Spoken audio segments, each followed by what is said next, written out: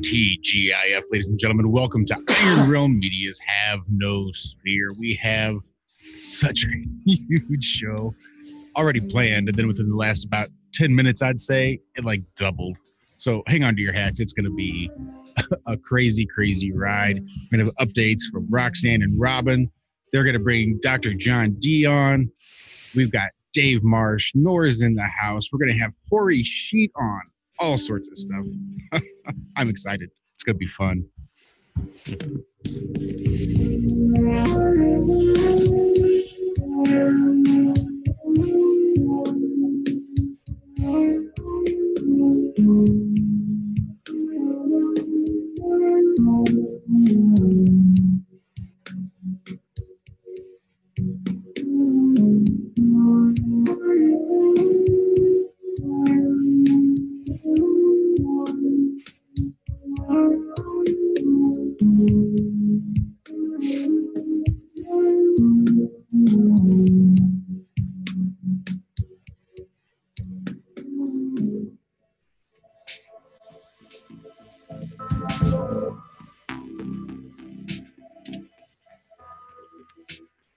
All right. Well, I'm not quite sure how this is going to turn out, ladies and gentlemen. So hold on to your hats and let's just see what shakes out. I just jump right in and say hello to everybody. Let's get on. Let's start with Walter today. Walter, how you doing? How was your day? That's my brain kicking the ball through air that's not as well. You are muted. I do not hear you. My thought process going. I do hear Roxanne, so I'm just going to go ahead and mute Roxanne. Well, now I understand why I haven't heard myself do this whole conversation. Yeah, I've been talking since I popped in the show, and I just thought you guys were so busy you were ignoring me, and there was too much pre-production going on, too many guests popping in. I was like, well, they'll talk to me at one point. I had another button still to hit. Welcome. Hello, everybody. It's Friday. We made it. TGI flat. Let's just move on. We have way too much to hear me rabble on about stuff. Yeah, we do have a lot. All right. How about one Mr. Zachary Zabala? Zach, I know, has been busy working on the truck. Zach, how has your day been? Oh, it's been good. Got a lot done. Garden's coming along. Another tomato plant popped today and is sticking out. And yeah, I think it's a pepper plant that I see, but I'm not 100% sure. So I'll let it get a little bit bigger.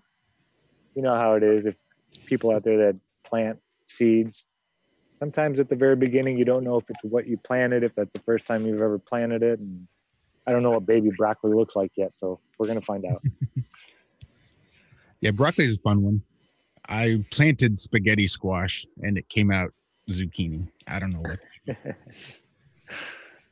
We are also joined by one Mr. John Savage. I'll get John out of the way because I know John's not feeling too well, so we'll just get as many words out of him while we can. John, how are you doing today? Thanks, Josh. No, I'm feeling okay. I just had a really busy week and all things coming in all directions and getting ill as well. And officially I shouldn't be here because I wasn't here on Wednesday, so I'm just going to skulk into the background and be quiet. Sweet.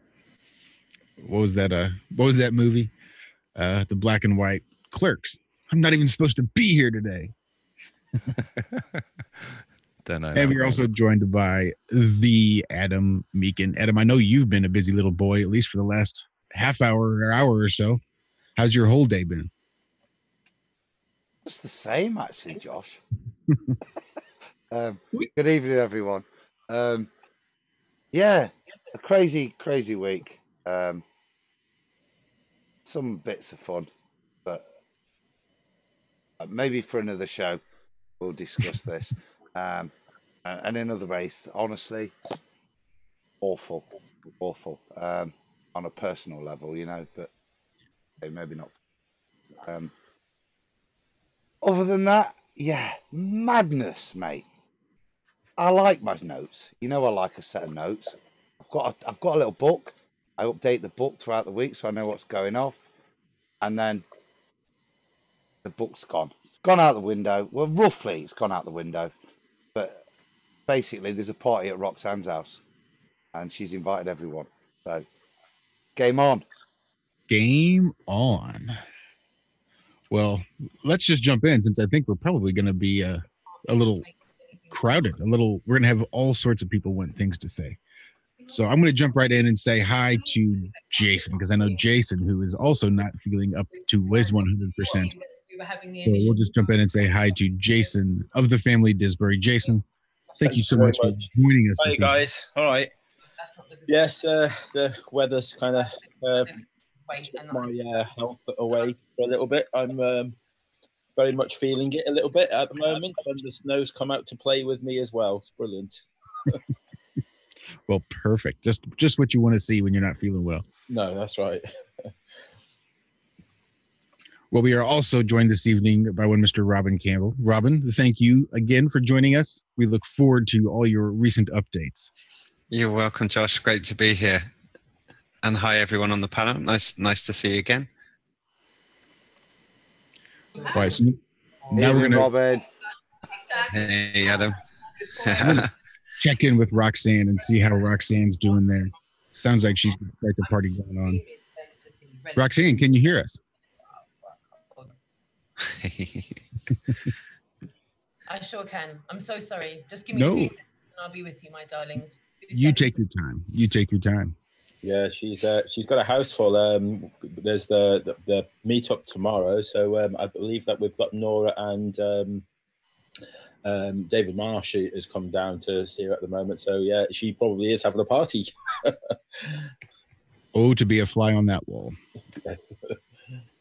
Or sitting in the chair next to them all. What a blast. Yeah. That would be so much fun.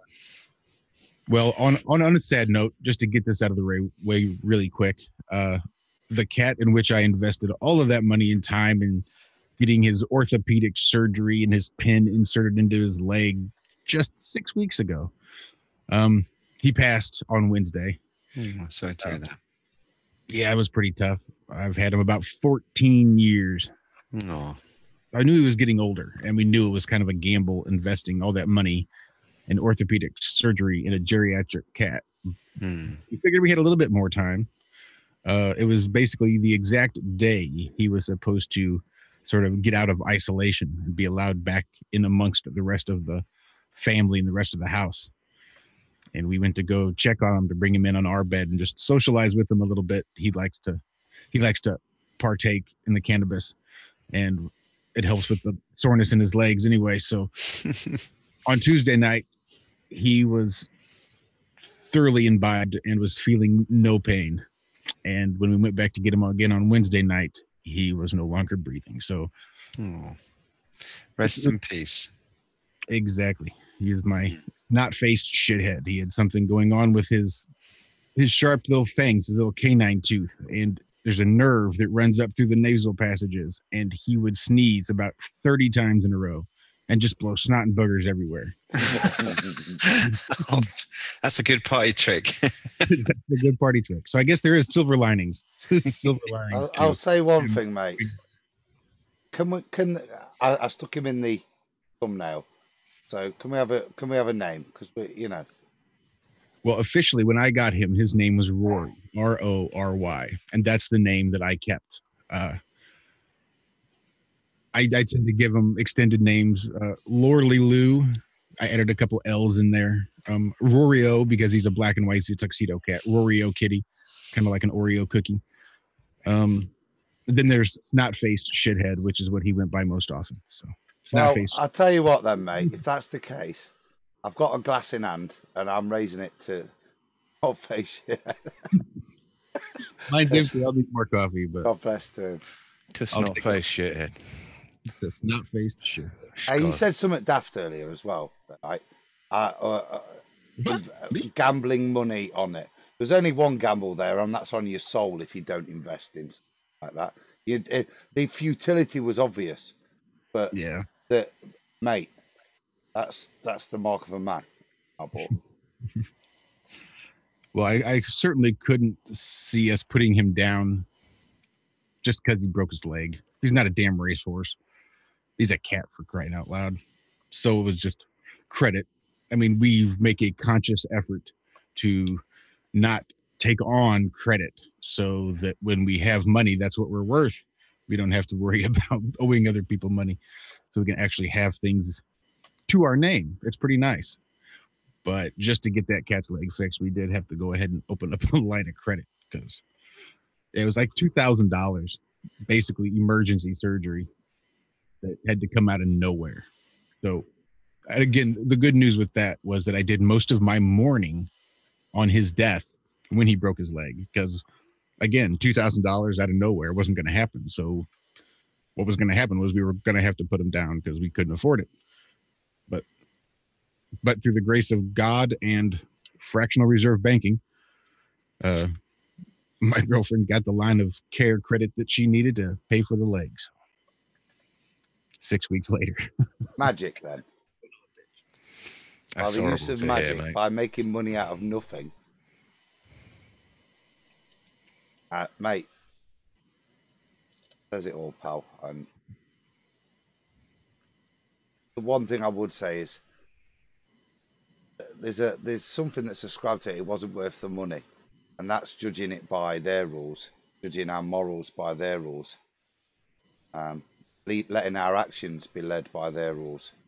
And whilst there was punitive damages, quote an American phrase, with regards to yourself, took the moral high ground, mate. And respect, bro. Respect. Fuck it, it's only Federal Reserve notes, right? Wow, yeah, technically. Still have to get up in the morning for the fuckers. Excuse my French. Don't I, though? Yeah. Although I was reminded of that phrase in the past couple of days that I always heard, but again, after having heard it now, sort of with the mindset that I've got, the whole idea of working to live and not living to work really has hit home. So, yeah, I suppose I do have to go in to earn my life credits. I sure wouldn't want to die of starvation alone in the woods like every other species has to do. Got to earn my way, make a living, literally. I had a midlife crisis moment with that tonight, talking with Marie. Yeah, you done? You're going to walk away? You're going to pull a Zach on us? I said that's one of the hardest things. You see someone as brave as Zach to do it all. And there's inspiration there. And for me, I'd chuck it all in. Quite happily, if I'm being honest. The thing that holds me back is not necessarily fear. It's I suppose commitment to other people. Yep. I know exactly what that's all about. I've got a lot of them. Anyway. It's easy. You put myself through misery and hardship and love it. It's another thing to make someone else endure it along with me. So I guess here I am earning my life credits. All right. Well, I think Roxanne may be about ready. I see drinks are poured or pouring. Mm-hmm. Lemonade. Yeah, this is Ribena. Actually, Ribena. It's not alcoholic. Hello, guys. How are you? Very well. How are you, Roxanne? I'm good. I'm good. I'm not having a word that's not alcoholic from the lady that has her drinks made by Marks and Spencer's for her. So sorry for the late arrival. We were just dealing with something real quick, but it's all sorted now. So we're technical difficulties, bro. But I've got a bit of a drama with my laptop and it's running out of battery and a few other bits and pieces, but we're all good. Nora will be with us imminently. Just in the West Wing, powdering her nose and her blusher on. Oh yeah, they've got something to show you, Adam. Oh, awesome. Yeah. He's getting his full moon out. Oh, good man. That's sexy. That is one sexy piece of apparel. Nice. I tell you what, Dave, they're proper limited edition things, mate. They are. How many do we have made, Josh? 40. Through the loom. Yeah. Audio's pretty bad on that end. Yeah, Rox, what's with your mic? Right, I'll sort it. Sorry, I'll go and plug it in. I'll plug it. One plug away from perfection. I'm not an audio engineer, Roxanne, but next time start there. Yeah.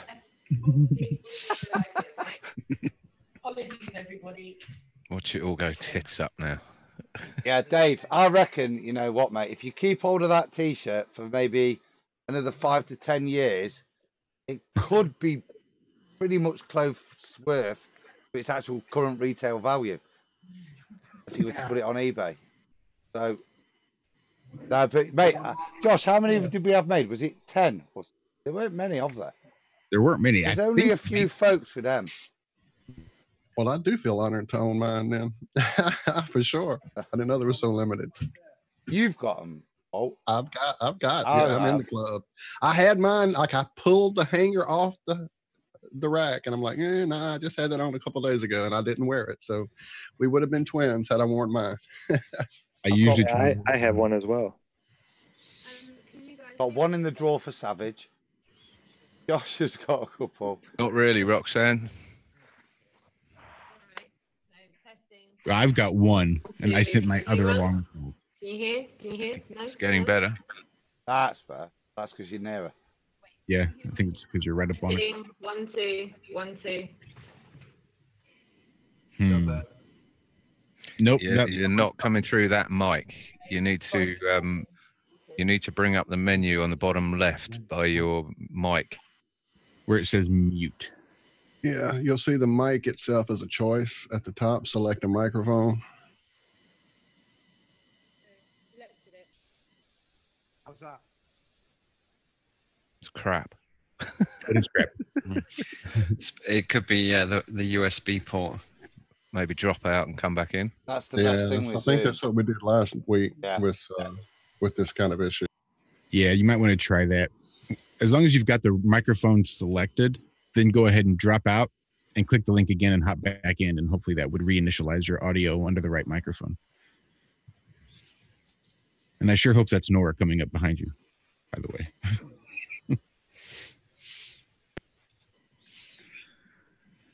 See, this is... We are awake.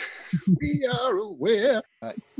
You see, you think you can relax now because that's the one click, right? But that's not any of the realm that have mishit that click yet. So it's still to come. Still to come. Thanks for putting that over our head, Adam. Are you kidding? It's Friday. I woke up with that over my head. I missed you guys this morning. It was a crazy day. And literally, it was 10:30 before I knew it. And then it was midday. And so I didn't even, get in chat. So what happened? A little of this, a little of that. Apparently they can weigh gravity with an RC car now. What else? That's right. The Curiosity rover is now weighing mountains on Mars, which is cool.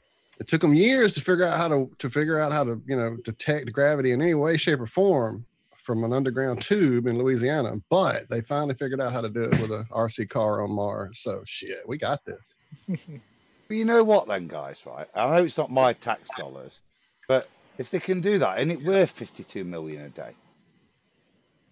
Surely. You would think. Close your eyes and click your heels. Definitely worth it. Well, you think there'd be some sort of application that would be usable down here. You wouldn't need to spend $52 million a day to send an RC car to effing Mars to weigh mountains. You're going to weigh mountains with an RC car, or why not save your cash and do it down here? I've got a great new way, right? Elon Musk's new project, right? For $100,000, and get on the payload, send your remote control car to Mars, Iceland, right? And then you can control it via an app on your phone. Well, that's something. Better than the flights in space, because they'll never happen, but at least you could have the illusion. You're a little quiet, Roxanne. I'm not sure which microphone it is yet. It sounds... there we go. I think that's the right microphone. It just seems really low. But I don't think there's any control for that. Right, hold on. Let me just mess with it for a second. Can you hear me a bit better now? There you go. Hear me Yeah? now? Can you hear it now? A little bit, just because you're right up on that mic. You're still using the camera microphone now. Hello? No? I think that's the camera mic that you're using. Remember, Roxanne, you have to pull it out halfway. Yeah. Oh, no. Tell me about it. Oh, liberty. I wonder what that's on the corner of the screen. It's saying you play out halfway. I'm like, what's going on here? Sorry. Can you hear me? Can you hear me? Can anyone hear me? Can you hear me at all? It's not good. Okay, I might have to just try without a mic. Can you hear us at all now? Yeah, we can hear you a little bit. I think it's better than nothing. Okay, just shout like this. Okay, basically. So now you can hear us. Like, can you hear us good now? I think so. I think it'll be fun. So we'll just shout at each other. We'll shout. Yeah? We're good at that. Yeah, we can shout. Yeah, is that actually going to minimize that Oh thing? my God! He's talking about pulling it out halfway. And Oh my God! Oh my God! Sorry. Oh, sorry.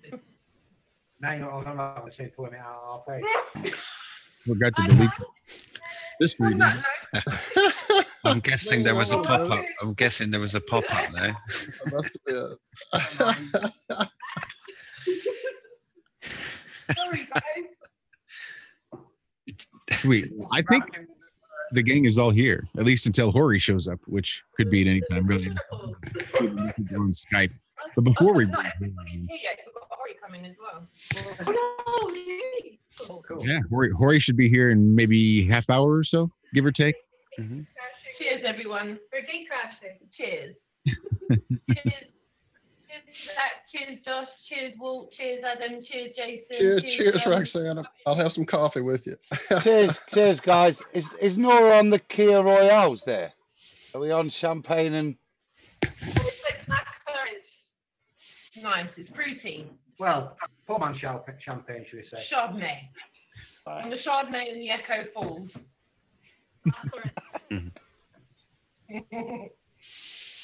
Well, sweet. Well, tell everybody what's been happening with you guys. What's going on with the Globli UK tour? What's happening? What's the latest? What's the haps? What's the scuttlebutt?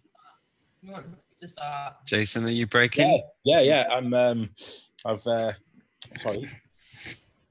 The Globli tour is it's starting to take shape. It's all coming together.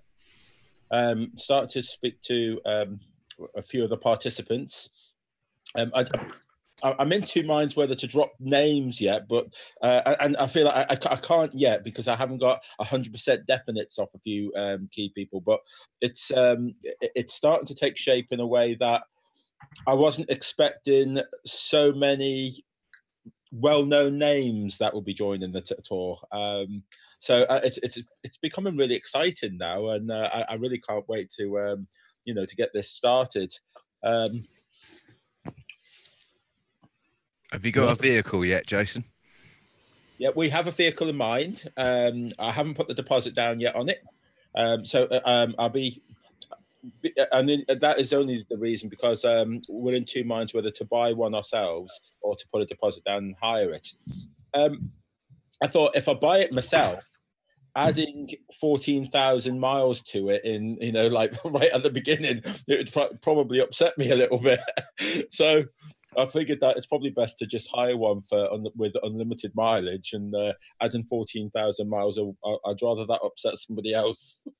Either that or buy it and then sell it as the Globli Tour camper van. That's beautiful. As a going thing. Get signatures, have everybody sign, put a little message on the side. I'll try and I'll make some space for that. I'll put a big white sticker to it on it and everyone to sign it. Savage has hit the nail on the head there, mate. He has, because we talked about the... See, there's Dave, look, sat in that T-shirt, and we all know that's going to add value over time, right? But actually, imagine if that T-shirt had been in the camper van that went around. Actually, you know what, mate? I think that's a really sound proposition. I reckon you sell lottery tickets Yeah. to everyone all the way around, and then lottery it at the end. $20 a pop. There you go. 10 quid a ticket, and you could win the camper van, the Globe Light camper van for 10 quid. Item. Exactly. You'd have people. It'd be like Willy Wonka's chocolate factory. You'd have people buying up lottery tickets all over the world. Yeah. You need to think this through, mate. Yeah, you don't want to invent shit on a whim like Savage does. You want? No, you got to plan. I tell you what, though, mate, that's a cracking shout. I'd have a couple of tickets. I love a raffle. Yeah. But you've given me ideas as well, but rather not necessarily with the band, but with the banner that I'm getting a banner made up, the same as Harry had. He had a big what was it, about 10 meters long or so, and I wanted the same wording on there because I wanted that banner to go around the whole of Europe. It went, Harry's banner went around the whole of the UK and that, and I would like it to carry on. I might even ask Harry if I can have his banner. I was about to ask where the original banner wound up. It needs to be in the Flat Earth Museum we're all going to make. Yeah, right? well, I'm just thinking we could add to it. I'm going to speak to Harry and see if he'll let me have it. So, Harry, if you're listening, can I have it, please? Because wouldn't that be great to put all the signatures on that banner? That would be brilliant if I go around with a permanent marker pen and any new flat earther that turns up, that they get to sign it. You should give it to Harry then. We've got lots of things we could donate to a Flat Earth Museum, haven't we? Like, Walt, you've got your level. I've got my gyroscope, and Adam, I'm sure you could. I'd give me body, John. Yeah, a couple of glasses of wine or something. A few broken globes. Well, I'll give my body to pseudoscience. Think about a bit on that.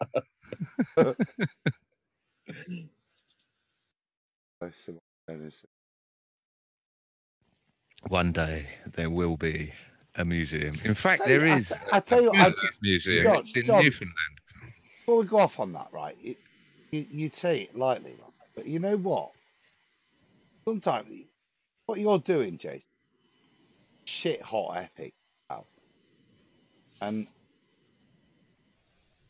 there are lots of people out there, even though there are no flat earthers, right? It's attracting people all over the place. And I think what John says is actually, you don't have to profit from yourself, but stick a GoFundMe out there to buy the fucking thing that will run tour this year, next year, and give people out there the opportunity to help.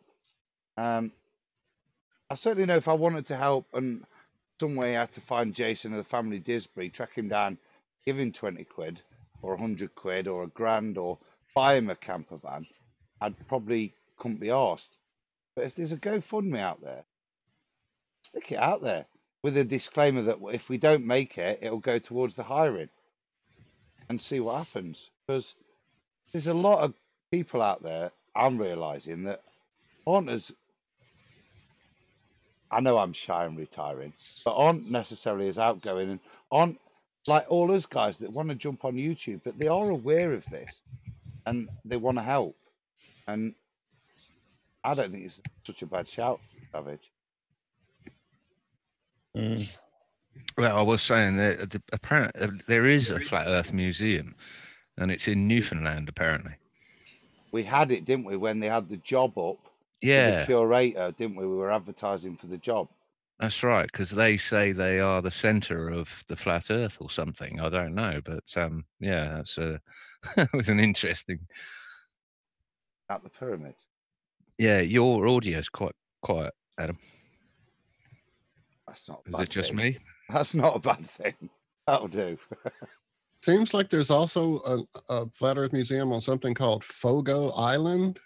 Yeah, that's where it is. Oh, that is the one you're talking about. Fogo Okay. Island. Yeah, that's the one. Tiny little place, isn't it? Yeah. Very close to where I used to live. Factoid. Pull it up, Walt. Stick it up.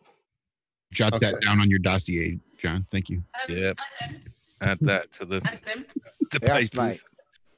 Got it. Sorry, I don't mean to chime in with something completely unrelated. Can you just check the message that I just sent you on Skype? Thanks.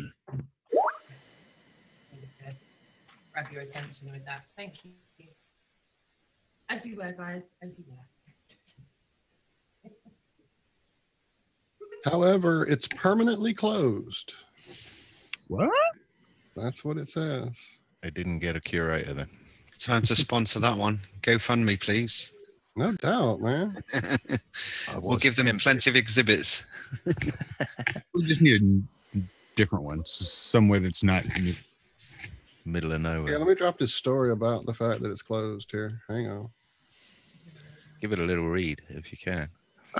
Surely. Hold on one second while I'm mid copy and send here. Oh, that's not the chat I'm in. Where is that chat? There it is. Hello to everybody in chat, by the way. I'm staying out of chat this week, so I love y'all. John got me trained. Hey, Constance.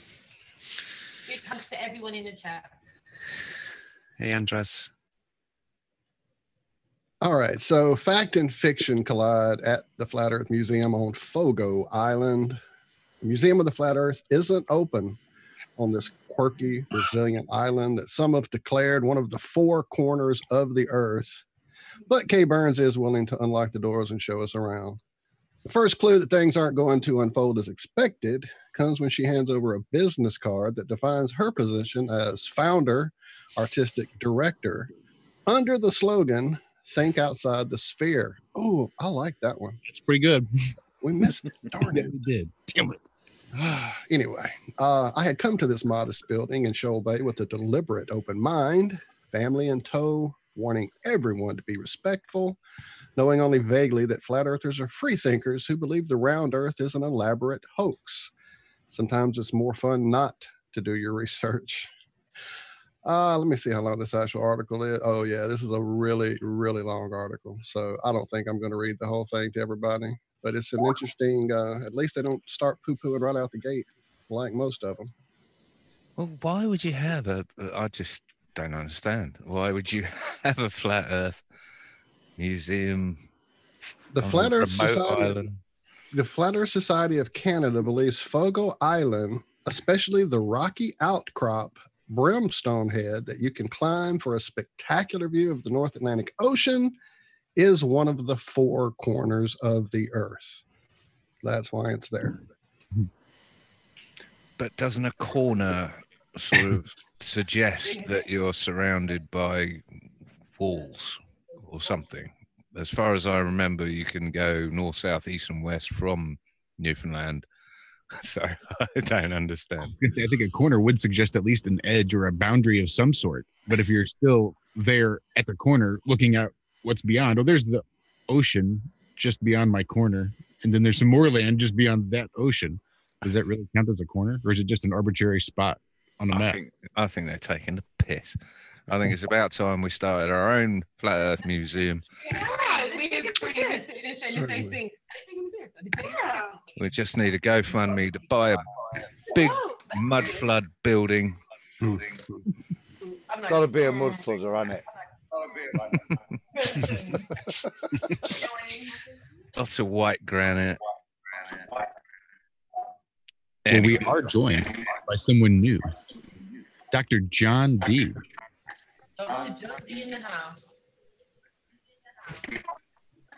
Can we hear you, John? Hello, hello. There you are. Welcome to IRM. Hello. Hold on a second. It's saying my my connection is not stable. That's all right. That's par for the course. There's nothing wrong with not being stable. Fine. We can hear a wicked echo though if someone's got it playing on speakers.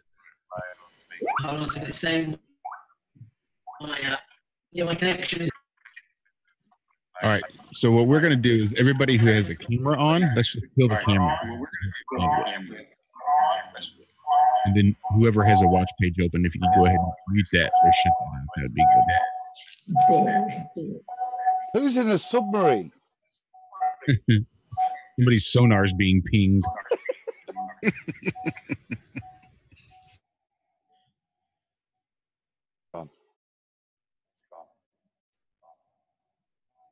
Oh, I think I figured out what it is because we have John Dee and Dr. John both in here. Kick one. So one is muted and one is not. Someone definitely has YouTube open at the moment, and that definitely is causing issues. So if whoever is watching YouTube right now while they're on the show could just kill the YouTube completely, that would help a lot. I don't think it's YouTube because it's the echo is too soon, if you know what I mean. Understood. Yeah, I've only got this one app open and nothing else. That's the problem. Well, darn then. Josh called it. Yeah, Back I think to Josh. John D. We've got rid of Dr. John. So John D, can you hear us? We had Dr. Jekyll and Dr. Hyde. We're looking for John D alone. Looks like he's trying. Yeah. Whilst John settles in, so we let Roxanne and Robin give us the update before it descends in complete force and Horry joins, and we completely go off onto strange things like the Flat Earth Museum on Fogo Island.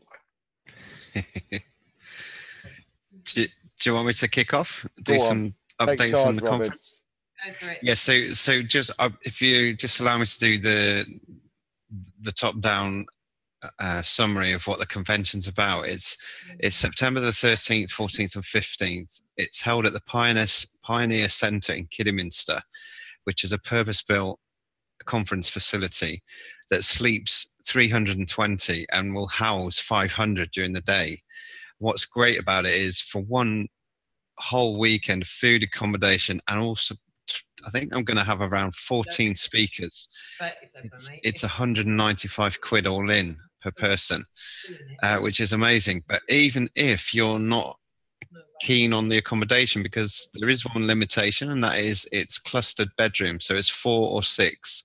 So we offer discounts for groups of 2, 4, and 6, and further discounts if you want to pay direct instead of using the Eventbrite platform.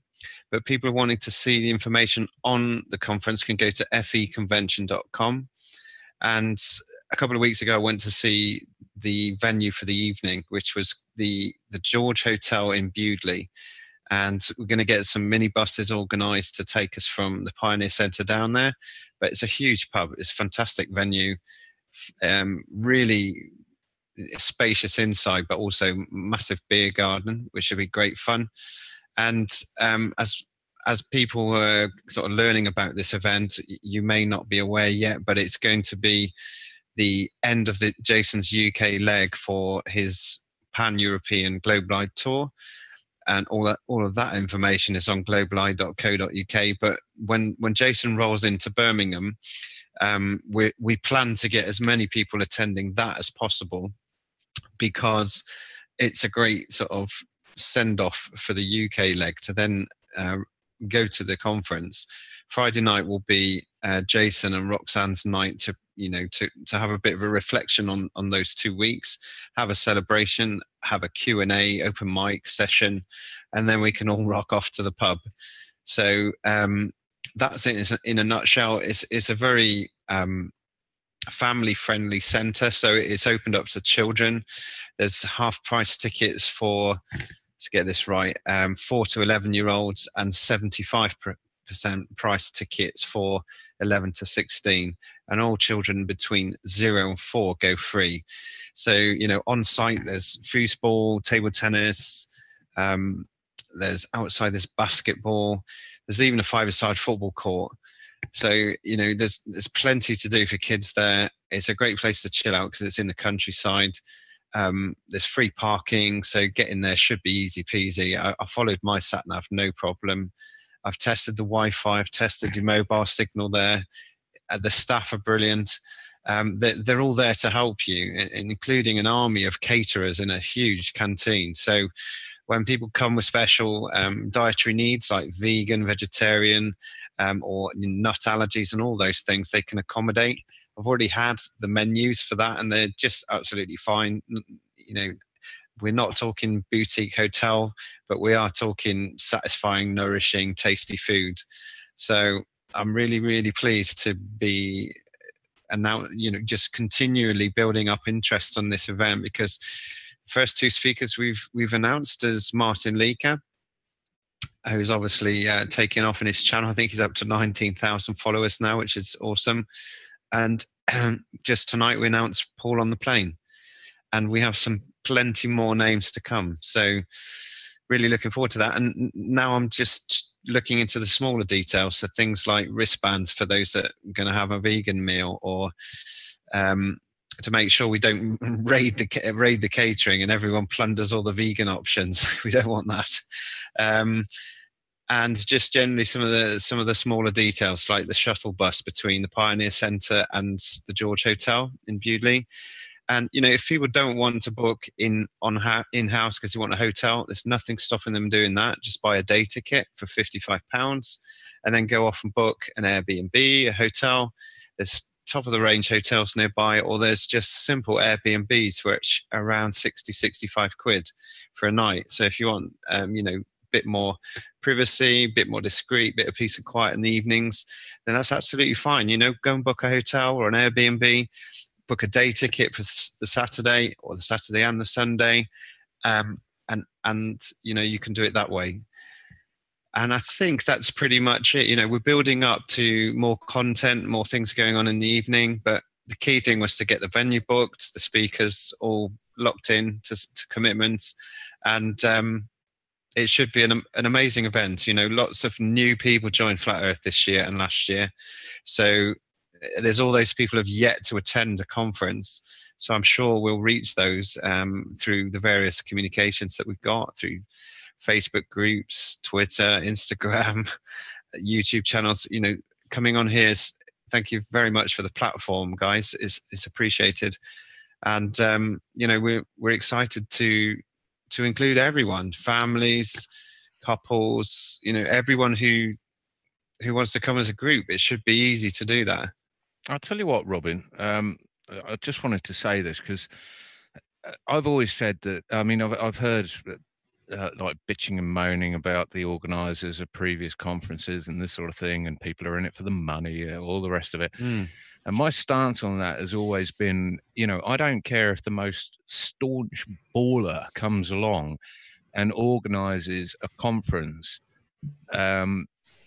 as long as they do a good job, you know, as long as people who turn up get value for money, they get everything they want. Yeah. It really doesn't matter who organised it, as long as it's done well. Not only are you a flat earther, this is what you do for a living, isn't it? So it's well, I have done, yeah. I have done events. Yeah, I've used to be a bar manager, a head chef, a restaurant manager. I did hospitality management at college at Leeds Poly. So all of this event stuff is no problem. I've organised weddings. I've cooked for about 300 is my maximum. So none of this phases me. None of this sort of. Yeah, the point being, this isn't something you've just dreamt up in the pub and gone, yeah, I think I can do it. It's like it's something you've got a hell of a lot of experience with. So anyone going to this can expect a really top-notch event and well organised. And by the sounds of it, the detail you're going into with the wristbands and the food and actually, you know, turning up at the event and testing the Wi-Fi and all that sort of thing. I mean, that's meticulousness that I think people should appreciate. Oh, thank you. Well, I must give credit to Dee Dee and Gary, because they've already snagged all the teething problems in their first event, and you know, we collaborate, and it's an absolute joy to collaborate with both the Globe Light team and also Gary and Dee Dee, and we're very keen to keep a joined up approach. You know, we share ideas, we brainstorm, we Skype. And we're supporting one another because, you know, as your good selves are supporting us, it's really important for us to get the support too. I think it is important. And like you say, it's on the shoulders of giants as well. So it's, you know, kudos to all you guys that are putting your bacon on the line here and going for it. Well, it's a big meetup as far as I'm concerned, and I love meetups. and of course, I'll make sure the PA kit works and the catering works out okay.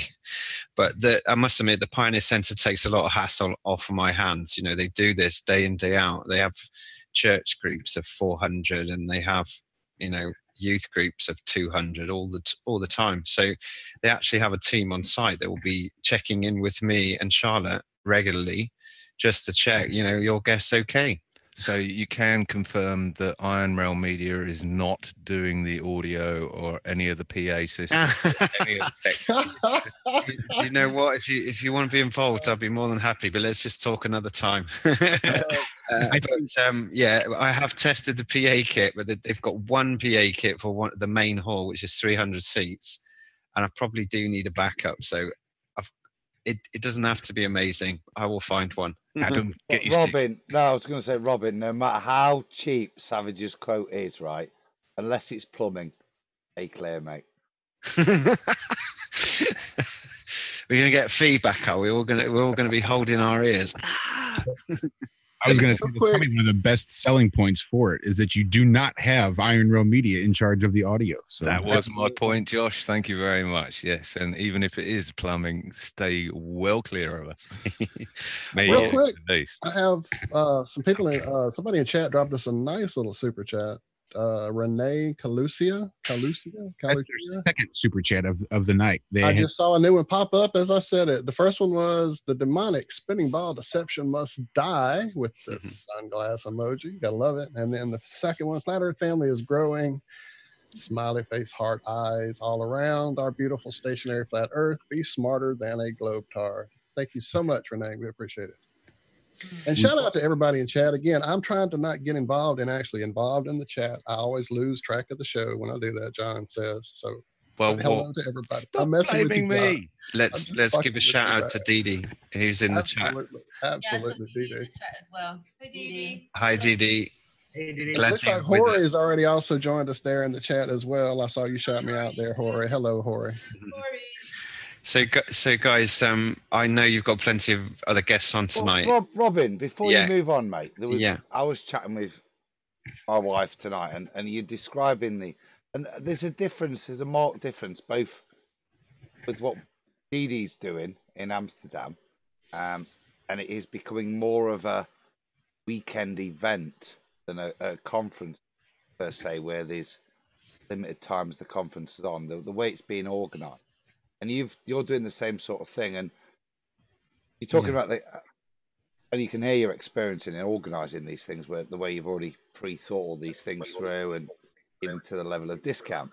But you're creating something that, for me, is what's the right word? I don't want to sound like an evangelical Christian event, bring a friend along, but it's actually quite an open event where there's a lot of stuff where actually it is the sort of place where you could bring those who are still confused along.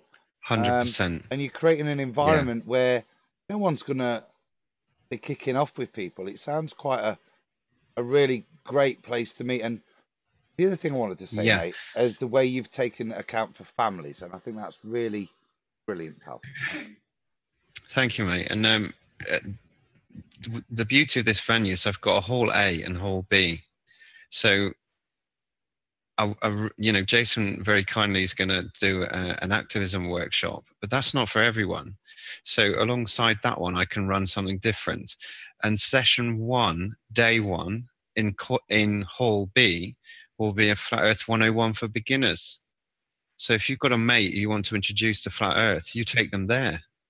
You don't get them confused by advanced stuff. You take them there, and that from there they can actually go, all right, I think I know where my friend's coming from now, because we'll do the top 10 proofs or the top 10 debunking things like Dave Murphy did in April. But we can cover some simple points for those who are just coming into it and would rather have someone sit them down and actually show them the A to Z of flat Earth. So I hope that appeals to those who want to bring a friend, and they should feel very welcome. They won't be patronized in any way. It'll be a family feel to this event. And you know, I just think if we open up our arms to everyone, they'll all hopefully take it in a soft way in which it's presented in the first couple of hours, and then they can settle in knowing, right, I know what facts are buzzing around these guys' head now. I can at least identify with the things that got them when they first started, if that makes sense. Absolutely. So yeah, I'm excited about it. There's something there for everyone. I can't wait to have the full schedule up for everyone to see. But we're doing a fortnightly reveal. That's Dee Dee. I know. I love this plan of just teasing it out. I love it. Yeah. So Roxanne and I recorded a podcast the other day, and yeah, there's another interesting guest who's going to be announced soon. And I've just booked someone else that no one knows. So, well, maybe Roxanne, if you ply her with drinks, she might tell you. But, yeah, I have booked somebody else who nobody knows. So I'm excited about that one too. Yeah, big time. My lips are sealed, and this half a bottle that I'm down already is not going to have any effect on that at all. These people have no idea. You know, we're doing fortnightly reveals, and people can get to know who's coming. We know what the booking sort of trends are. Most people book 3-4 months away from the event, so by the time they actually hit the button, they'll probably have a full program announced. But if you want to get in early and get your discounts and, you know, secure a place, you should get yourself over to feconvention.com and just get it done.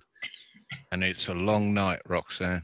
Robin, on that, just one from a business point of view. Yes. This isn't no fool open a business like this. But from a business point of view, you know, if people are saying that the discounts are there now, aren't they? They're not there later. And actually, if people do commit early, from talking to Gary, it gives you, the organisers, the strength to commit to more, to support 100%. more. And maybe, guys, quick shout out, look, don't hold back. You're going to do this. You ain't getting no discount in June and July. Discounts now, and support the cause, and it gives strength to... I'll shut up. Go on. Well, I just know there'll be a wave of people coming from all the meetups and all the hangouts, and those people are going to get to hear about this. With 7 to 8 months run up, there's going to be such a saturation of people who now know it, and hopefully all the objections that people have, you know, it's a money making venture. Hello, it's £195 each for all of that. And you know, it ain't full of shills, because there's only us here. You know, the team of people that are regularly making content and putting effort in. It's those people that are going to be there. So, you know, good luck finding a shill, because there won't be one. It's just genuine people who have done the miles. You know, and then what other objection is left? How can you object to coming together with like-minded people to come away with the biggest buzz you've ever had? Because that's what will happen when you walk away from a conference and you make new friends. That's what's going to happen. You'll walk away with someone to go and pal up with and do experiments with, or, you know, you'll meet people who have a new idea that you'll partner up with. So much to gain from it. I think it's a fantastic idea, and I wish you all the best of luck. Thank you. And I think definitely overlooked how many new people are coming to this 100%. On a daily basis. And it's not just an echo chamber, because there's going to be plenty of people showing up to hear some of this information for the very first time. And it makes it a beautiful way to do it. Awesome. Well, Gary and Dee did it on, you know, zero build up, you know, as in nobody knew what a UK conference was going to be like. And they didn't know how many people were out there. And they still managed to fill up that room, build the interests, you know, get people engaged with it. But this time, look at all the platforms that are now really fully on board with all of this. So many more that can just spread the word. It's got to increase by at least 50%. It's probably not too far off that we'll be renting out Wembley or something along those I hope so.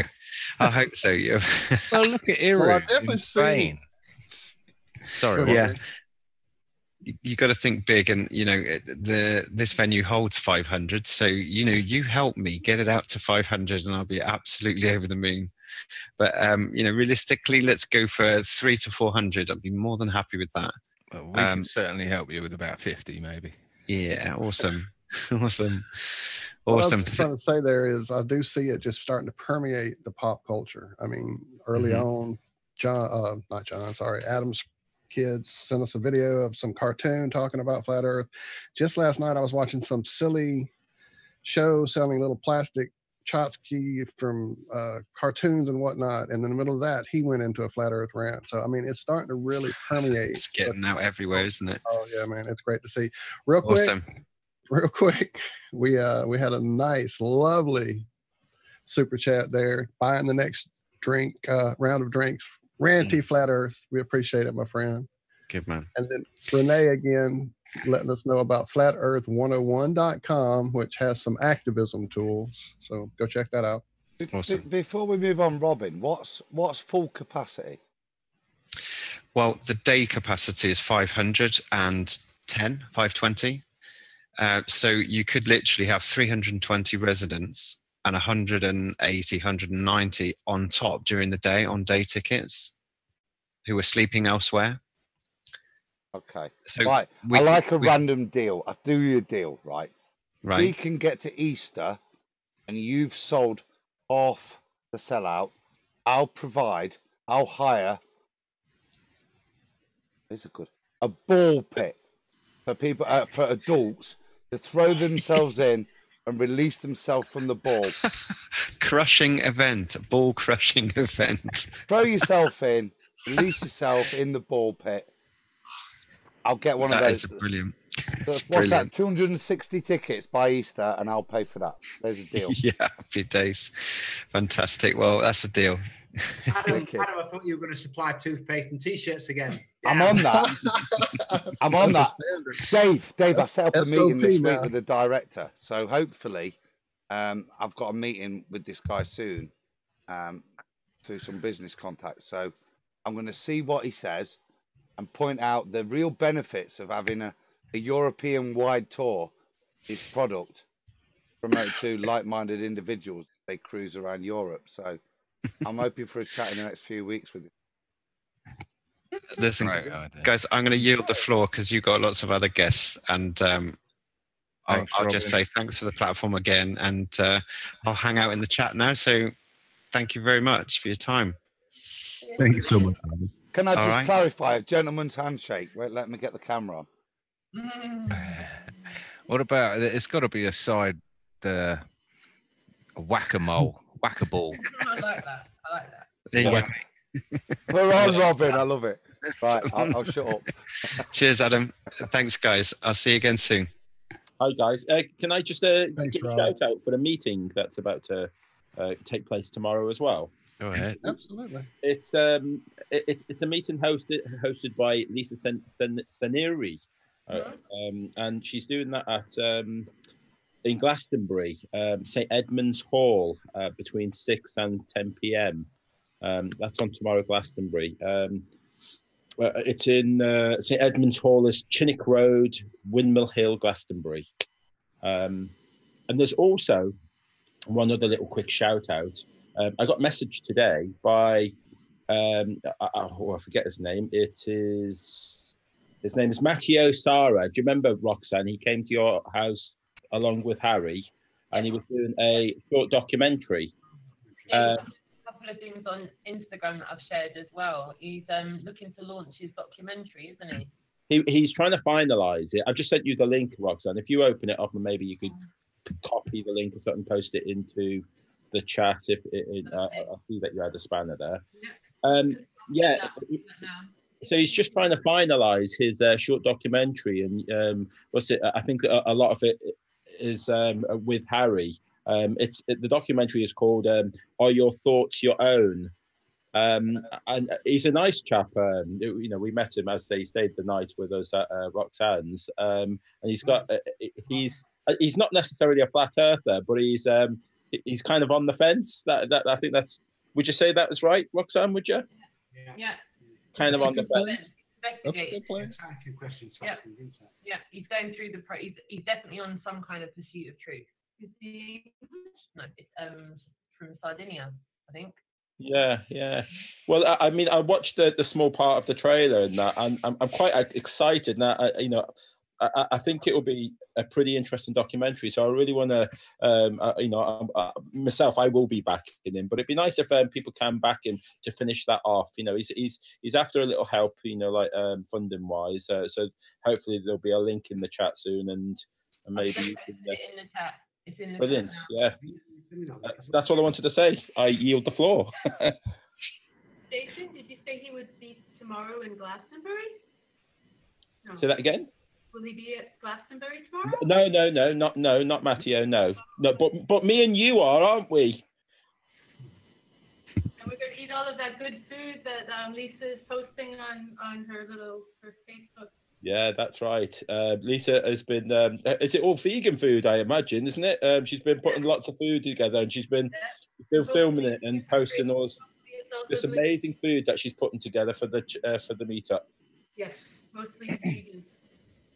So, Jason, are you local to Glastonbury? How come you're going to be there? Are you? Yeah. Well, I was going to go to was it the John Dee experiment, and then but there happens to be the two things happening on the same day, and it's a little bit far from one to the other, and so I just made a choice and thought I'll go to the quickest one. So there's an awful lot of people going to the John Dee experiment, so I figured that let them carry on with that, and then I'll go over and support Lisa, and I'll pop into Glastonbury. It's about an hour and a half drive from me, so yeah, I'm looking forward to the John Dee experiment and more info on that when he joins us again. But good stuff. And is Robin going to the Glastonbury event? Because as far as I know, Robin's around Bristol somewhere. Yeah, I'm not sure Robin's going to be able to get to any of the events tomorrow in person. So that's unfortunate. But, you know, we've all got, as you all know, it's really difficult to try and have that kind of balance. You know, a lot of us want to take in part in so many things, and there's only so many things that we can do and take part in. So I'm not sure Robin's going to be able to come. But Roxanne, are you're planning to meet up with John Dee tomorrow, aren't you, on the South Coast? Is that the reason for the gathering in your pad? Well, it's definitely the reason for Dave being here, because Dave's coming down to Brighton as well. Mine is completely accidental. Yeah, me and Nora's in town for a couple of days, so she said, you want to link up for coffee? And I was like, I'm going to be in the house waiting for Dave to arrive, so if you want to come over for coffee, come over here for coffee. And then she bought matcha green tea and didn't slyly drink any coffee. I tried to give everybody matcha tea. That's why I'm here. Doesn't look like coffee. Yeah. So hi to Dave and Nora. Welcome. It was it tasted like warm water, but the reason why I've come down is, like I say, I've brought quite a bit of equipment down, but also I'm down to learn as well, because this is an area where I need to get to know a little bit more about. Oh, tell us about your equipment for us geeks. Tell us about your equipment. Well, I've only brought my camera down, Nikon Coolpix B700. Brought a tripod. I've bought my gizmo little thing down, you know, the gimbal kind of thing for where you move around and all that, and just my compass really, and a few other things. Not a lot, just a camera mainly. Nice. If you need an extra zoom camera, I've got an extra zoom camera. But the good news is, in 3 weeks' time, I'm getting my camera converted to full spectrum, so it should be one hell of a camera. So I'm looking forward to that. Infrared and ultraviolet. Yeah. I'll drink to that. Ching ching. Okay. Yeah, that'll be exciting. Yeah, love it. Love it. Shout out to J. Toller Media. I can't hear Adam. Sorry, get your filters out, Dave. I'm looking forward to that, mate. That'll be. So I'm real curious about this observation that's going down, this peer-to-peer observation. I see Dr. Dee. There we go. Yeah, absolutely perfect. Oh, so much better. Excellent. Good job. Dr. John Dee, thank you for joining us here at the Iron Realm Media's Have No Sphere. Welcome. Sorry for all the confusion and chaos. I'd like to say that it's not par for the course, but damn it, this is exactly how we do it every week. So welcome. No, that's fine. Thanks a lot. Cheers. Yeah, it's good. So it's been like cold the past few days, and it's been snowing down here, but it seems to have cleared up really well. It's quite warm, so it looks like it's just going to be a normal wintry. The weekend looks like it's just going to be like a normal South Coast, like winter weekend, and the weather's looking good actually. Yeah. Bloody cold and wet and possibly Oh snowy. yeah, cold. Yeah. John, nice to meet you. John Savage here. All right. Big fan. Yeah, but cold's a good thing because it means we won't have too much like refraction of light.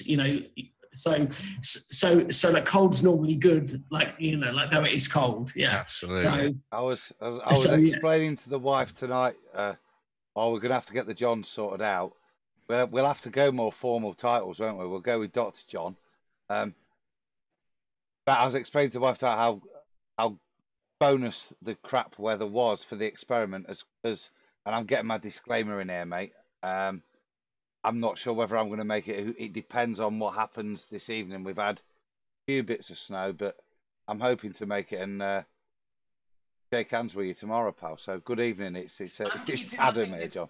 Dr. John. I'm hoping that you do get down. Just say I'm not sure whether we will meet because I will, so I will be at Worthing. I'm not sure whether you're going to be at Brighton or Worthing. Not sure whether we will meet like afterwards. Hopefully, we will all meet up afterwards. So not sure. So I'll tell you what, bro. If I get down to Brighton, Worthing getting to Worthing won't be an issue. So don't worry. But no. I've heard there's a party at Roxanne's afterwards anyway. So if you do make it, oh right, oh good. There's always a party. There's always a party at my house, right? Cheers, Mrs. Cheswick. Cheers. Mine is watered down. Can I just ask, John, for those who have been living under a rock recently, what it is you're bringing to the table? I mean, you're exceptionally well qualified in spectroscopy. There you go. Got it right. Yeah, nice. Yeah, which doesn't mean much, but yeah. But could you just confirm for the naysayers out there and the dullards I get on my Twitter feed that you do have a PhD in spectroscopy? Is that right?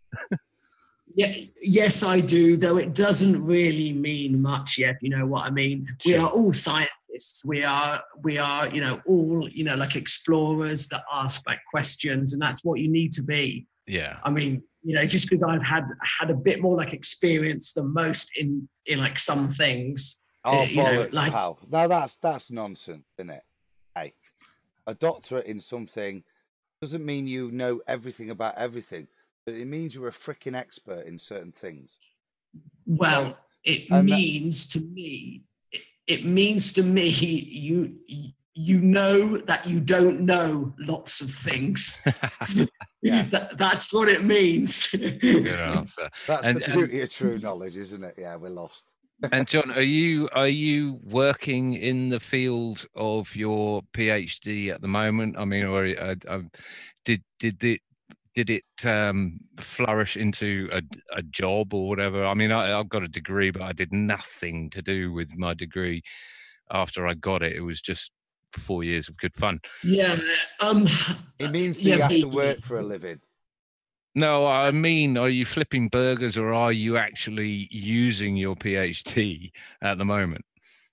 I'm not using my PhD directly, but I am working in the science field. So sweet. So I'm not like directly using it, but like what I've learned from it, that's being used. Brilliant. So wow. and of course this is what and it was my background which inspired me to get into like these lasers and in these sightings. So it was actually me trying I watched a few like a few YouTube videos, and I was like, oh, that's complete nonsense. And I'm like, and I'm not going to have people, like making like science look stupid. So of course I went out my way to try and prove it wrong. I couldn't prove it wrong. So as a real scientist does, yeah, that's exactly what we're all meant to do. But I think that's I think that's awesome that and for that reason it's understandable that you want to remain semi-anonymous. I mean, obviously I presume your identity's blown tomorrow. No, oh gosh, I'm definitely not blown yet tomorrow. Oh, I think something's happening over in Roxanne's. Everybody's saying hi to Horry. Horry showed up. Ah, Horry. There we go. How's it going, everybody? Nice to be here. Thanks for having me, Iron Realm. Hi, Roxanne, Nora, Dave, man. What's up, Horry? Welcome to the show, my friend. Glad to have you. Hi. It's a great day out here in space. Very warm up here, actually, today. It's good to be here. Good to be here. Awesome. Thanks. We were just talking to Dr. John and just getting caught up with him. Didn't mean to interrupt. Didn't mean to. Yeah, don't let me interrupt. I'm listening. Because before we do get caught into it, Dr. John, can you give us a quick outline of the plans for tomorrow? I know that weather's sounding okay, but what are your plans? The outline is really simple. We're gonna point some lasers, and we will see if we can see them. I know it's just beautifully simple. They will be start with 1 meter above the tide level. The cameras on each side will be 1 meter above tide level, and we're just going to see what we see. And please tell me somewhere along the side you'll have somebody reviewing this next to the pier. But peer review. However, well, that's not a bad thing to say. I love the play on words on the peer-to-peer, and how many times have we been bugged for our peer-reviewed information here in the community? So, but my question was to John was whether, I mean, you're going from Brighton to Worthing or Worthing to Brighton. Is there someone halfway between the two on the coast that might be able to see what's going on both sides, just to show that for those that claim there's a curve that it out of is it author something or other view that you're not seeing the curve, sort of thing? Does that make any sense? No. Yes. No, we don't have someone. We could have someone at Shoreham, but I don't want to send someone there because they'd be bored. Yeah, if you see what I mean. They would. But we are planning, to do a much longer one where we will have someone halfway. So, but then they'd have to spot like the laser beam. I'm not sure how you do that. I don't know how you do that, but that's definitely worth thinking about. It would be the soundly view, the non-soundly view, or something from the side to show that for anyone claiming there is curvature, that you would see that from the side as well. But kind of like with the bridge in New Orleans with the pier. I mean, the side to side view we did on the pan and scan camera. I don't remember the name of the site now, but showing from side to side. There's no damn curve on that ramped up bridge, Sally. That's right. Gigapan. Well, was the name. Well, that's it. Well, the measurements we take will be a big like indicator about refraction taking place. So we're going to be taking the temperature at sea level, 50 centimeters above 1 meter, 1 meter 50, and like 2 meters at both ends. And we're going to be taking the temperature and the relative humidity, and that will be an indicator of a like gradient. So like a density gradient. Yeah, through the whole thing. Have you got any updates on any ballers that are turning up? Yeah, I've just launched a video on YouTube right now. I didn't have a chance to see it though, but yeah, yes, fill us in. And it was just here's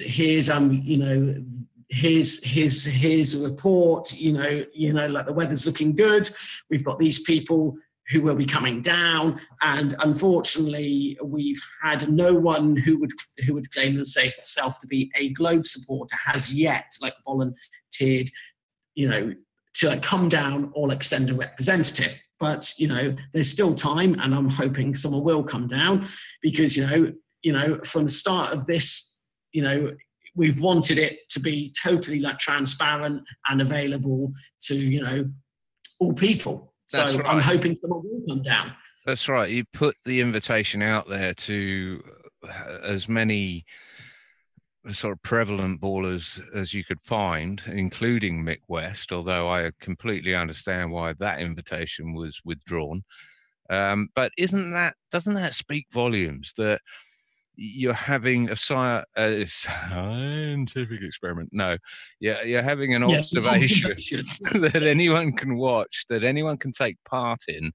And all these diehard ballers, you would think this would be their moment of gloat, their Bedford level fraud moment of gloating, but no take up whatsoever. And certainly they're not arranging any sort of similar observations themselves. So, I mean, it just speaks volumes, doesn't it? I don't know why people that claim certain things don't want to come and do some science, or like a simple, just a simple test, a simple observation. You don't have to get wet. You can bring your own, laser, your equipment, like your camera. It will all be recorded. We will all be there, totally transparent, live streamed straight onto YouTube. That's it. I mean, even if they wanted to come down and, to make sure you weren't cheating, to make sure, you would think that they would want to be there just to make sure the whole thing was legit, or to point out where your flaws are or whatever, but nothing. It's a very sort of couch attitude that ballers have, which is why they're ballers, of course.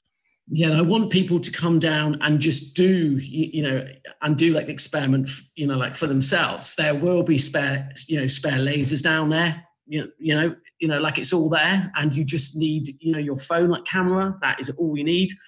So yeah. So I'm just, yes, I am, shocked slightly that, people that talk about, all this science don't want to get involved, and I don't understand why not. Well, here's a shout out to all the ballers out there, or the FE curious, or anything else. Get yourselves down there, Worthing and Brighton tomorrow. What time?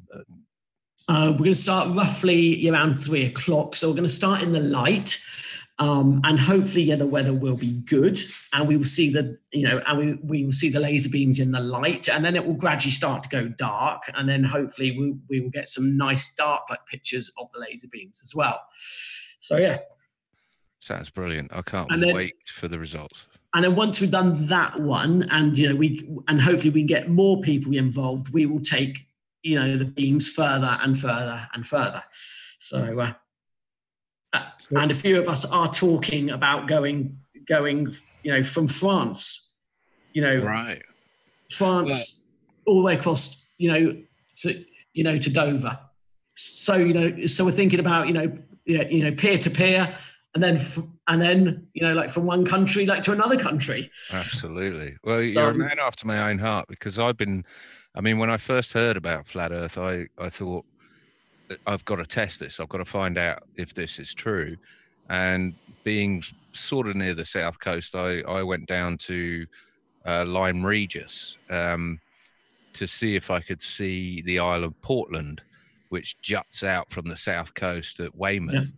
Yeah. And to my astonishment, it wasn't just difficult to see. It was on the horizon, this massive Ireland was on the horizon. I had to go and ask the ice cream salesman on there. I was like, "What is that?" He said, "It's the Isle of Portland." I was like, "You're joking, aren't you?" So I gave him some spiel about 8 inches per mile squared and how we shouldn't be able to see it. And he was saying, "Well, we can see Portland Bill, the lighthouse, which is, I think it's 11 meters above sea level on the very end of the Isle of Portland. We see that regularly at Seaton." And then I'd heard that you can go all the way down to, I can't remember where it was, near Paynton somewhere. And you could see it. There were claims, even in the tourist guides, there were claims that you could see the Isle of Portland from this location in probably Devon, and it was 50 miles away. So, I mean, I was staggered. I saw it from Lyme Regis, then I went to Seaton, which was 30 miles away, and I'm yet to go to the 50-mile mark. But yeah, a man after my own heart, absolutely. Yeah, this is the really strange thing, like me, so I've lived along, like the South Coast virtually my whole life. And I have always just taken it for granted seeing right down the other coast. And it was only when you do the calculation where you're like, oh, that's weird. Like I shouldn't be able to see that, according to the calculation. But I've seen that, like most of my life. And then you start to investigate. So, Dr. John, when did you first become aware this conversation was even happening about this shape of the Earth? Oh gosh, it must have been just over about a year and a half ago, and it was just purely by chance. My PhD's on light, so I was looking into like YouTube about light and lasers. And of course, there was a video on the right-hand side about someone shining like lasers, so I looked at the video and I thought, wow, that's a fake. You can't shine a laser that far and see that far. And then I watched a few more videos and thought, wow, they're either faking that really well. Yeah, but why? Yeah, but why would they? Why would they go to all that trouble to fake a video? And then I thought, okay, I have to try that for myself because I just don't believe them. And that was about a year and a half ago I started. Well, kudos to you.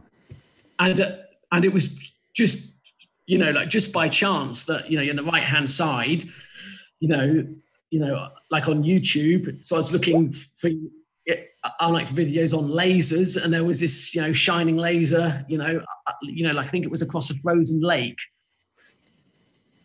And I just sort of like looked into it. I thought, oh, they're such liars. I have to prove them wrong. And, and I can't prove them wrong. Would that be the FE Core Lake Balaton? No, it was two guys on a frozen lake. One had a kind of like snowmobile thing.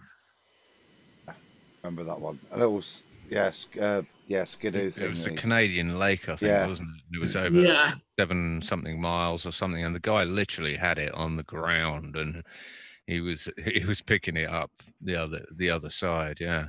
John, I approached it probably in a similar way, arrogantly, academically. I'll smash this one. And it's that pesky cumulative effect of curvature that ruins everything for me. And it's the one thing that you're not taught to consider. And certainly your field is more applicable to it. So that's the kind of question I had for you tonight is, that cumulative curvature, was that ever discussed? No. I mean, in school, it's just not discussed. Really, is it? Like nothing's yet discussed. And it was for me. It's when you sit down and you start to, I'll attack this and I'll do this and I'll do the maths on it and that'll disprove. And it's that compounding effect once you get to 20 miles, and anything that really it starts to become ridiculous as you go from 10. you know, as you go from 1 mile to the next, the compounding effect of the curvature really does start to smash the ball. Yes. Yeah, because I see what you mean. Yeah. Luckily, again, living along the south coast, from being like close to Worthing, you've got like Brighton with all of its beautiful like landmarks, like the I-360, Shoreham, the Shoreham station, like the power station 100 meters high. You've got the I-360 like just along. Then you've got Brighton's cranes.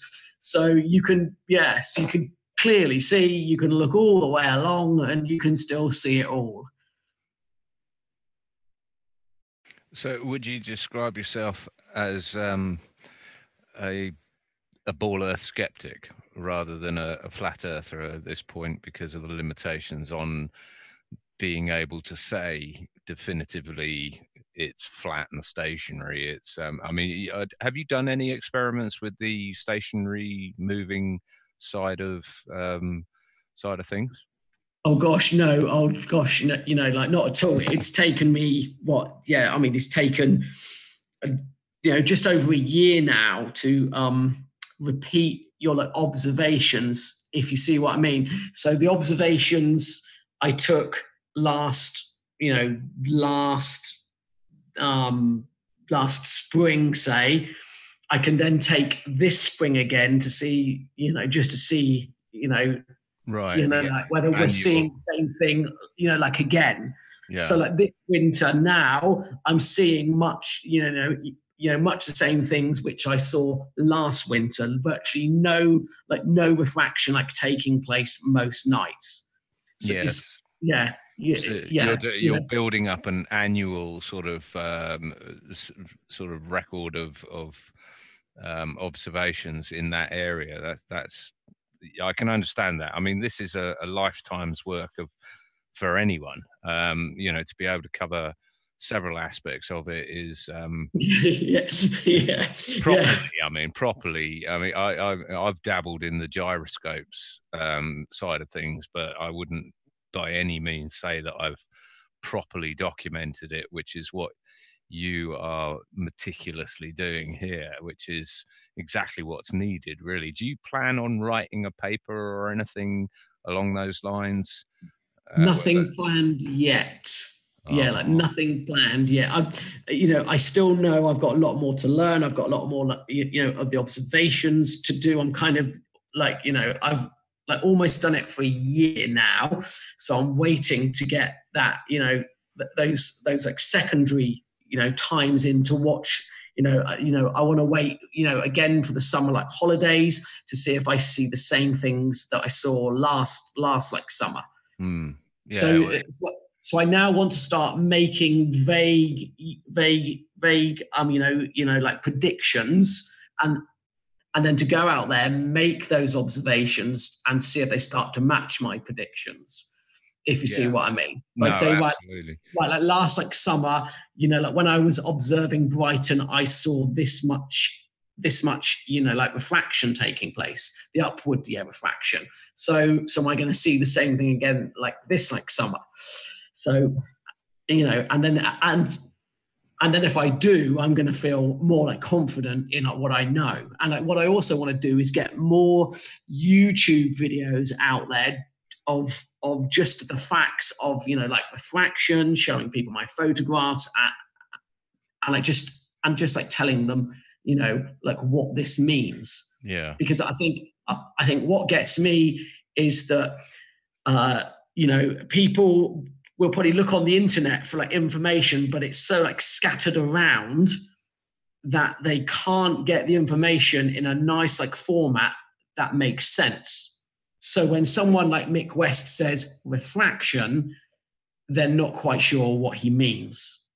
So I'm trying to get, so I'm trying to form this like, these YouTube like videos that people can then like go to and go, okay, like this, this is what, like downward like refraction is. This is what, like the upward, like refraction is. Yeah. So I want to do that. So people that can be, you know, like bombarded by people like Mick West can actually have somewhere to go to and go, well, hold on a second, Mick West. You know, let's talk about this like properly. Let's talk about, you know, the real like science behind this. Well, this is, of course, what the Mick Wests of the world rely on, isn't it? Is bamboozling their audience with big words and making it sound like they know what they're talking about with a nice chintzy. That's what I enjoyed, John, with Dr. John's vids, is that the science was put there, and you know, to the title in an authoritative way. It was funny to watch it become unchallenged, but it was nice to have it put there clearly and concisely to prove, and you put it politely, Dr. John, how Mick West is putting over his opinion. But for me, you quite concisely and eloquently describe how the portrayal of what Mr. Mick West is suggesting to occur is fanciful. It would be the way I would describe it, and wholly inappropriate, and two-dimensional. Oh gosh, it's just complete nonsense. It is just sad, complete nonsense, and it's an embarrassment, you know, to science. You know, here's me being a scientist, and it's like, you know, and I'm sorry, but it's an embarrassment. It's an absolute embarrassment, and it makes us look bad. You know, even to like the general public. You know, he's saying I'm using this like 2D like model, which I've made up. Just like made up myself. I mean, how does that make like scientists look? But we know he can't say that he didn't make it up, but it's actually Snell's law, but because that would land him in a whole heap of trouble, wouldn't it?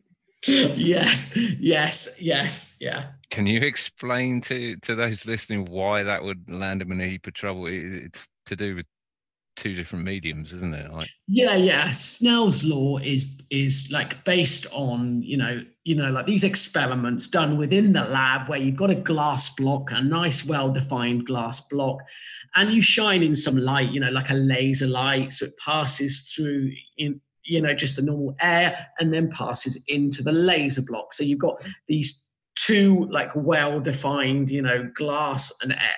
And of course, when you know, and of course, like when you go outside, you know, the atmosphere, it's not behaving like that. You know, there's not this well-defined like a boundary between these two like mediums. You know, it's, you know, it's like, you know, the air is crazy outside.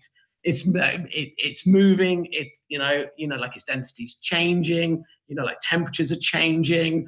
It's like, well, it's just moving about the whole time. So yes, Snell's law is perfect within, you know, like, you know, within the lab environment when you've got these two like mediums with a clear like boundary, you know, but once you go outside, you can't use Snell's law. Well, you can use Snell's law because, you know, because in one way it's the best thing we've got. Yeah, if you see what I mean. But you can't generalize.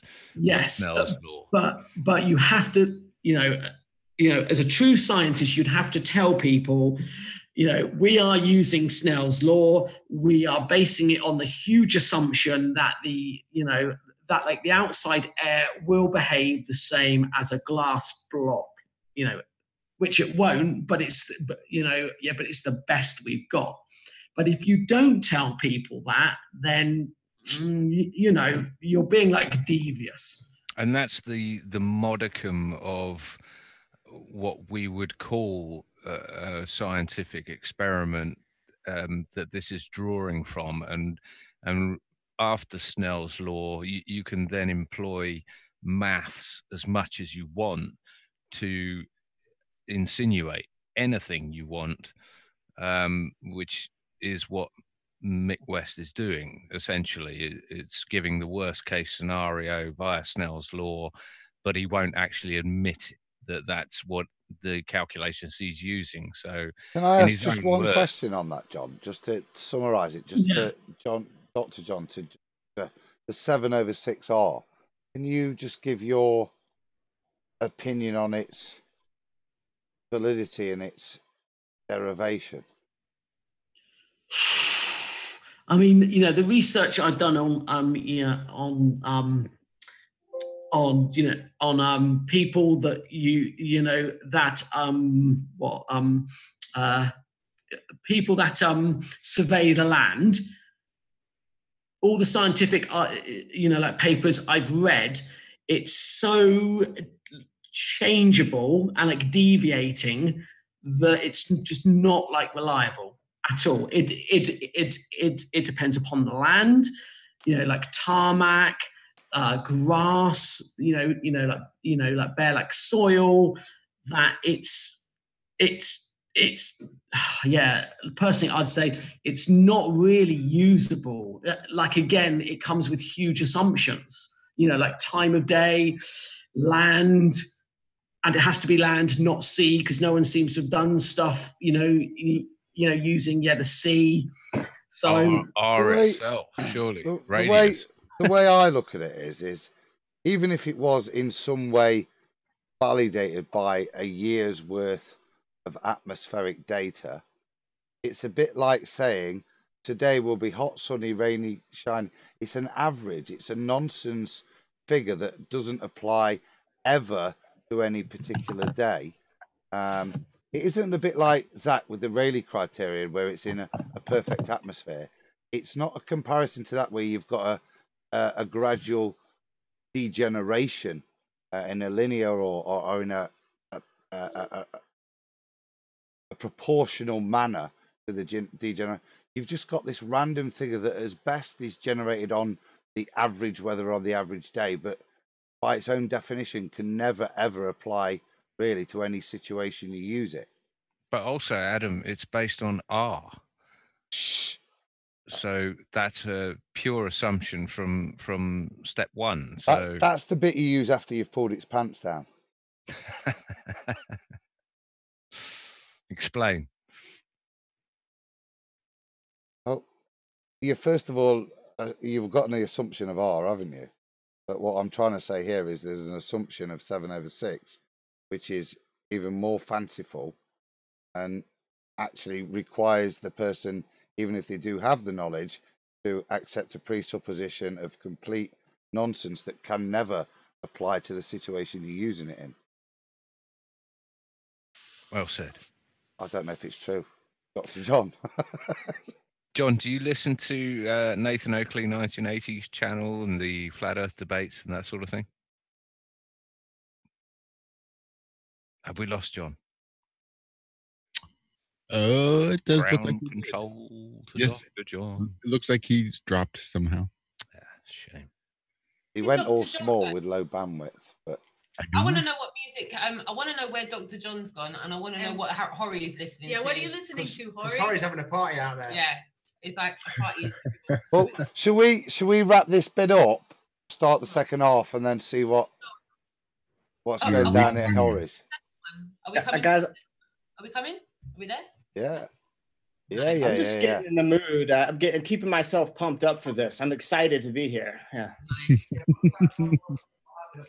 We did get Dr. John back real quick. So hello. Really sorry about that. Yeah, my battery went dead. That's perfectly fine. We were actually just getting ready to wrap up and take a little break, so that way it's not one big, huge video. Yeah. Cool. So if you wanted to stick around, you're more than welcome. But I know it's pretty late where you are. But, yeah. Yes, and if you could tell that Roxanne, please, to get to bed and stop drinking. She's got some, she's got some to drink tomorrow. It's really low alcoholic. It's like 5% proof, and I've only had. It's like Ribena. I've only showed that with 2 glasses and stuff. So it's healthy. It's good for words already. Don't worry, I'm all organised. Me and Dave are organised. We're going to be on the train. We're going to be there a little bit early. Have myself a little hot drink, get acclimatized to the weather, and I'll be there. I will be there. Wicked. Can I ask one more question, John? Yeah, of course. It can't go without noticing that you go by Dr. John Dee. Is that purely by chance, or is there some sort of 007 I mean, are you trying to wind up the numerologists and the symbologists out there by going by that name, or Why? What does that mean? Dr. John Dee, the Yeah. famous alchemist, astrologist to the Queen royal Elizabeth I. That's right. Oh, right. Okay. went My by- goodness me. I didn't even know that. All right. Oh. So I'll take that as it was coincidental then. Yeah. Yes. Yeah. Okay, Sure. no worries. Well, hopefully Sure. that'll put the symbologists and all the rest of it to bed. Can I just finally just offer you all the best of luck tomorrow, and I hope to get you back on again for an update and some more talking. Cheers, bud. Yeah, for sure. Yes. Okay. Thanks a lot. Yes. Thank you, I John, hope so, it so all goes much. well tomorrow. Yeah, he was Awesome. one of the first intelligence agents, Dr. John Dee. He was 007. The original. Original Bond. And that's coincidence. Yeah. It is purely coincidence. Yeah. I do love your work, John. Yeah, but I'm looking forward to meeting you tomorrow as well. yeah. My work is just point and click. That's like that's all it is. There's nothing, brilliant about it. It's just point and That's click. why I like it. That's why I Oh, like good. it. Oh, good. That's what I do, point and click. Yeah. Point and click is great. Right. Adam, do you by chance have something ready? Do you have Gravity pulled up? Since we've decided I can't play it on my end I'm anymore. so ready. I've just been clicking and flicking right now. So if you give me a second, say good night, I should be ready to go. Awesome. Well, Dr. John, thank you so much for joining us. It was an absolute pleasure. We hope to have you back on soon. Yes, thank you very much. Yeah, we will speak once. Perhaps next week sometime once we've processed all of those results, etc. Yeah. Excellent. That would be great. Fantastic. Thank you very much for your time. All right. Night. See you tomorrow. Yeah. See you tomorrow. Have a great rest of your night. I do just want to give a quick shout out right here. This Sunday, I think it's 3 p.m. Central. Sometimes it's kind of hit and misses to get an exact time, but on Globebusters over on their channel, they're going to have Martin Liedke and UAP channel on. So I know Adam is going to be super excited to tune in and watch that. But they've also got Flat Earth Man, who's going to be debuting a brand new music video over there on Globebusters. So make sure everybody goes over there and tunes in this Sunday. That is going to be an awesome show. I'm probably going to have to make sure I tune in and stick around and actually watch that one. I like to pop into chat and say hello and chit chat every once in a while, but I don't always have a chance to actually sit down and pay attention to Globebusters as much as I'd like. But I think with Martin Liedke and UAP on together, I think it's going to be a smashing show. Shout out to Globebusters as well. I lost my internet connection on Monday. Some British telecom engineer severed my line and the rest of the street's line, and I was at a loss to what to do. But luckily, I realised I'd download Globebusters from Sunday night, so I had a whole night, 3.5 hours of Globebusters, and loved every minute of it. You guys are brilliant, and I'm a fan, and I don't care who takes the piss or not. I will do later off air, you gushy sod. That's all right. I'm off air already, mate. It's only on your channel. I've been off air for the last 45 minutes. All right, kill it. Let's do it. Everybody, thank you so much for tuning into this first half-ish of Have No Sphere right here on Iron Rail Media. Make sure you tune in every Tuesday and Friday mornings over on, TFRlive.com, where you find Zach, Walt, and I hanging out early mornings, 4 a.m. to 6 a.m. Central here in the U.S., or 10 a.m. to noon Greenwich Mean Time for all of our cousins across the pond. With that, Adam, you go ahead and press play, and we will see you all right back here in just a few short minutes.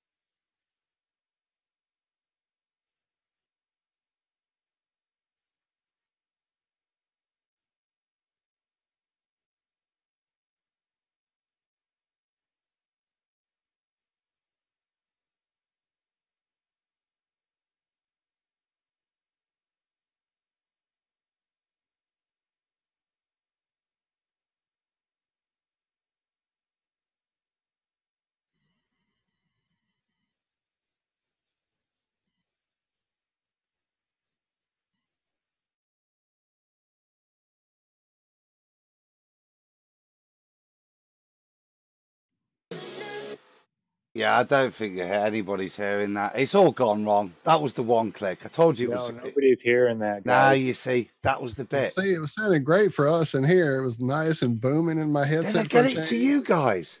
Oh, that's I what's heard ruined it, and it was booming, and then suddenly it cut out completely.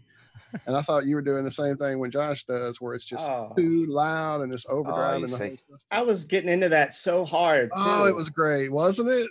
I'll tell you what I'm going to do, guys. I'm going to cut the stream. I'm going to rewind. Yeah, I'm going to get the next stream lined up and let you chill to a bit of Gravity. Anybody else, just goes type in Vagabond Gravity, come straight up. Good night, everyone. We'll see you in about 10 DIY 5 minutes. kind of night here on the realm.